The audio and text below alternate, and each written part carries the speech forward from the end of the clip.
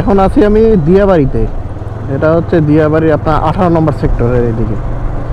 আপনি দেখেন রাস্তার পাশে কি সুন্দর ফুলের গাছ, ফলের গাছ, এগুলো হচ্ছে সব নার্সারি। ঠিক আছে, সব নার্সারি, অনেক সুন্দর ফুল ফলের গাছ। কিন্তু পরিবেশটা অনেক নিরিবিলি আছিল আগে, কিন্তু এখন একটু মানে পরিবেশটা কেমন কেমন জানি হয়ে গেছে। মানুষজন বেশি, রাস্তাঘাট বেশি, গাড়ি ঘোড়া বেশি, মানে এক কথায় বেশি গিজিবিজি হয়ে গেছে এরিয়াটা।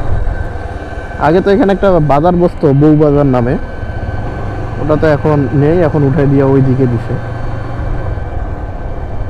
এইদিকে আসলে অটো রিক্সার প্রভাবটা আর একটু বেশি পড়ে গেছে, যার কারণে রাস্তাগুলা বেশি গিজিবিজি লাগে।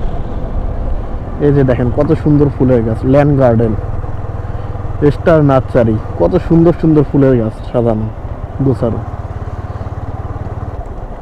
যাই হোক, আমি এই দিক দিয়ে ঢুকে যাব। যাই, বাচ্চাগো চিপস আর কোক আনতে গেছিলাম, কারণ এখানে শুধু ফুচকার দোকান, আপনি চিপস কোক পাবেন না এগুলা।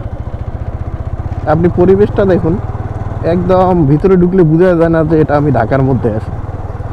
মনে হয় যে ঢাকা থেকে অনেক গ্রামে চলে গেছি। একদম নিরিবিলি পরিবেশ, একদম গাছগাছালি দিয়ে ভরা। এখন কতদিন থাকে এটাই হচ্ছে মূল বিষয়। এরকম পরিবেশ কতদিন থাকে এটা দেখার বিষয় আসলে। যদিও বেশি দিন থাকবে না, মনে হয় আর 1-1.5 বছর থাকবে, বা হাইয়েস্ট 2 বছর থাকতে পারে। তারপরে এগুলো আর কিছু থাকবে, পরিবেশ সব নষ্ট হয়ে যাবে। তখন গাছগাছালি থাকবে না, শুধু বিল্ডিং হবে।